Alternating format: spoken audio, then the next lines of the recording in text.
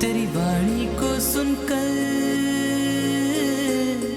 अब होते हैं सवेरे। ना अटक, संसार में अटक नहीं सकता। कौन? जो उत्तम तप को तपेगा। आज उत्तम तप का पर्व, राज पर्यूषण पर्व का महत्वपूर्ण दिन है। जब भी कुछ पाना हो तो तपना तो पड़ेगा ही। बिना तपे कुछ भी हासिल होने वाला नहीं है। बालक को जन्म लेने के लिए गर्भ में 9 माह तक तपना पड़ता है, तब कहीं जाकर के उसका जन्म हो पाता है। ठीक उसी प्रकार से जीवन के हर कदम पर तुम्हें तपना होगा। लेकिन ये तप आए कैसे? ये तप आएगा त्याग के माध्यम से। अंतर्मना उवाच में आचार्य अंतर्मना प्रसन्न सागर जी गुरुदेव लिखते हैं, त्याग जीवन को महान बनाता है। जैन धर्म में संपूर्ण पूजा तप त्याग का ही फल है, क्योंकि दान पराधीन है, त्याग स्वाधीन है। दान से पाप का ब्याज चुकता है, लेकिन त्याग से पाप का मूल चुकता हो जाता है। सिकंदर से भी ज़्यादा धन दौलत जोड़ो, मना ही नहीं है, खूब जोड़ो, लेकिन जब छोड़ने का वक्त आए तो ऐसे छोड़ो जैसे महावीर की तरह तन पर एक धागा भी न रहे। अर्जन के साथ विसर्जन बहुत जरूरी है। संग्रह के साथ त्याग न किया तो जीवन का संतुलन बिगड़ जाएगा। भगवान बनने के 4 मार्ग हैं। रात्रि भोजन त्याग, अंशना पानी पीने का त्याग, नित्य देव दर्शन, जमीकंद का त्याग। जैन कुल में जन्म लेने के बाद यदि ये 4 काम नहीं किए तो हम जैन के नाम पर सद्दाम हुसैन हैं।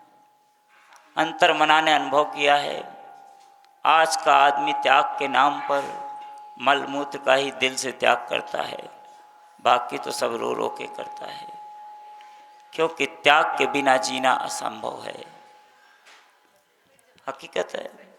उनका कहना है, बिन मांगे दे दूध बराबर, मांगे दे दे तो पानी, वह देना है खून बराबर जिसमें खींचाता नहीं। देखते ही हैं अपने, भगवान का अभिषेक हो, कोई भी अवसर हो, ठीक है लिख लो 501 रुपये, 1000 रुपये, जैसे हम तुम्हारे ऊपर एहसान कर रहे हैं। लेकिन मॉल शॉप में खड़े हो तो तुम्हारा छोटा बेटा कह दे अभी, तुरंत खर्च कर दोगे। कहीं चोट लग जाए डॉक्टर के लिए तुरंत लाखों रुपए तुम दे दोगे टेस्टिंग कराने में।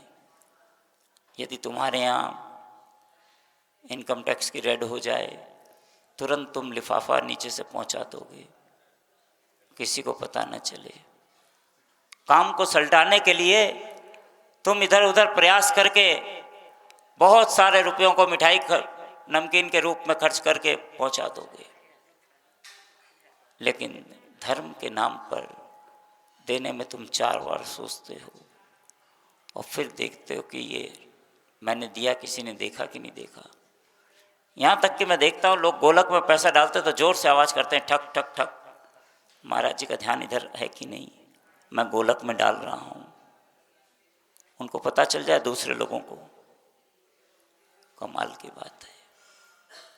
तुम हर कार्य के पीछे अपना स्वार्थ देखते हो।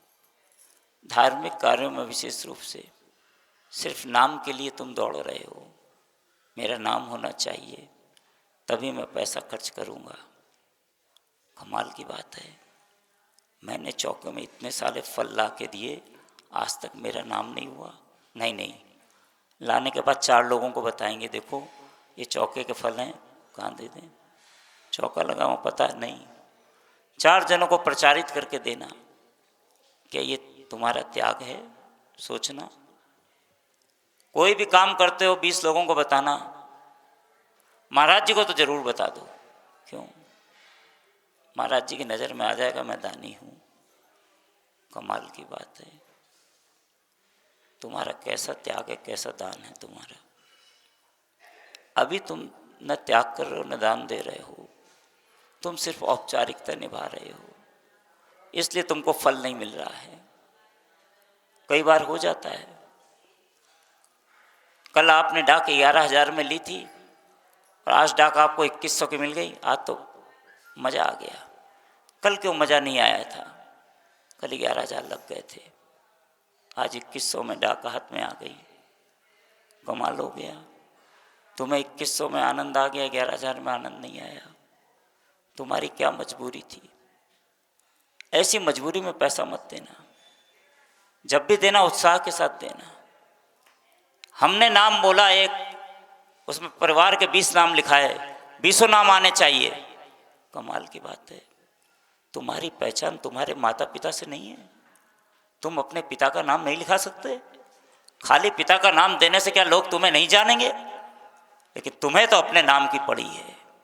मेरा नाम, मेरे परिवार का नाम आना चाहिए, मैंने 1100 रुपये दिए हैं। कमाल की बात है। एक नाम लिखा के तुम्हें संतुष्टि नहीं हो रही कि नहीं, एक नाम पर्याप्त है। तुमने देखा अंतर्मना को, कोई बोलता आचार्य श्री प्रसन्न सागर जी गुरुदेव अंतर्मना बोल दिया, हो गया अंतर्मना, हो गया कि नहीं हुआ? एक छोटा सा नाम सफिशिएंट है, पर्याप्त है। तुम भी ऐसा काम करो, तुम्हारे नाम के भी साथ में एक छोटा सा नाम तुम्हारी पहचान बन जाए। लेकिन ये पहचान तब बनेगा जब तुम्हारे भीतर तप आएगा, तभी पहचान बनेगा। मनोज चौधरी हैदराबाद, इसने चांदी की दीवारें खड़ी कर दी पैठन में, या सोने चांदी का काम करा दिया, इसलिए पहचान नहीं बना पाया। लेकिन लघु सिंह निष्कृत व्रत के उपवास करके जरूर इसने पूरे देश में पहचान बना दी। बड़ी बात है। प्रदीप जी तिजारा वाला इसलिए नहीं जाना गया कि दादी के हाथ से चंद्र प्रभु भगवान की मूर्ति निकली, बल्कि इसलिए जाना गया कि पूरे देश में कोई भी दिगंबर संतों का कहीं भी विहार हो और या आहार की चर्या हो, कुछ भी हो, बस उनको सूचना कर दो और वो संघ की तुरंत मदद पहुंचा देते हैं, यथानुकूल व्यवस्था को कर देते हैं। इसलिए उनको जाना जाता है प्रदीप जी तिजारा वालों को। कोई ना कोई एक विशेषता पैदा करो तुम भी अपने भीतर, लोग तुमसे कुछ कह सकें, और वो कभी ना नहीं करते। वो कहते हैं कम से कम मुझे इस योग्य तो समझा कि मुझे किसी ने कुछ कहा और मुझ में ऐसी पात्रता है, मैं इस कार्य को कर सकता हूँ, जरूर करूँगा। तुम भी ऐसी पात्रता पैदा करो, तुम्हारे भीतर भी वो पात्रता आ सके, तभी तुम्हारा आज का दिन सार्थक होगा। तुमने खाना पीना तो छोड़ दिया, लेकिन अभी तुम्हें भीतर की कसाई नहीं छूटी। ऐसे तप तपने से क्या होगा? भीतर मायाचारी भरी है तो तप तपने से कोई लाभ नहीं होगा। मायाचारी कोई छोड़ना होगा, भीतर से प्योर एंड श्योर होना पड़ेगा। बाहर से शरीर सूख जाए, भीतर से कसायों का भी सूखना चाहिए, भीतर से कसायों का समन होना चाहिए, तभी तुम्हारी तपस्या सार्थक है। मुझे किसी से कोई प्रयोजन नहीं, अब शिकायत नहीं है। तुम्हारे मन में ये भाव आया कि नहीं आया? तुम्हारी खाने पीने के प्रति आसक्ति समाप्त हुई कि नहीं हुई? बहुत महत्वपूर्ण है। अब प्रमथ सागर जी महाराज, उपवास करना आसान है, लेकिन भीतर की आसक्ति का समाप्त होना कठिन है। यदि भीतर की आसक्ति खत्म हो गई तो समझना आपका व्रत उपवास करना सार्थक है, अन्यथा कोई लाभ होने वाला नहीं है। ध्यान रखो, अंतर्मना इतने उपवास कर रहे हैं इसलिए मैं भी करूं, बिल्कुल नहीं। अपनी शरीर की स्थिति हो जरूर करो, नहीं हो मत करो। पर्व सागर जी को देखो, आनंदित रहते, छौ रस का त्याग करके कहते नहीं मेरे शरीर के अनुकूल है, मुझे रागी की रोटी चलनी चाहिए तो चलनी चाहिए, मैं आनंदित हूँ, उसको लेके आनंदित हूँ। तुम देख के क्यों दुखी होते हो? दुखी मत हो। मेरी चर्या में मुझे जो अनुकूल है वो मैं कर रहा हूँ। धर्म कोई थोपने की चीज़ नहीं है, न कोई टाइम पास मूंगफली है। धर्म को हृदय से आचमन करने की चीज़ है। तुम्हारे हृदय में कितना उतरा? इतनी सारी महिलाएं, इतने पुरुष बैठे हैं, रोज पूजा करते हैं। औपचारिकता में पूजा मत करो। एक अर्घ चढ़ाओ भगवान के चरणों में और चढ़ा के आनंदित हो जाओ। तुम्हें पूजा, पूरी पूजा का फल प्राप्त हो जाएगा, याद रखना।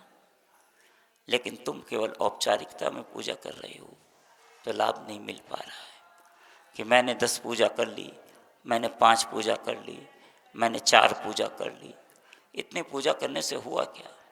मुझे जल्दी चौके में जाना है, मुझे वहाँ दर्शन करने जाना है, मुझे वहाँ प्रवचन सुनने जाना है। इससे अच्छा तुम वहीं चले जाते। यहाँ बैठे काहे के लिए? कुछ भी काम नहीं हो रहा है।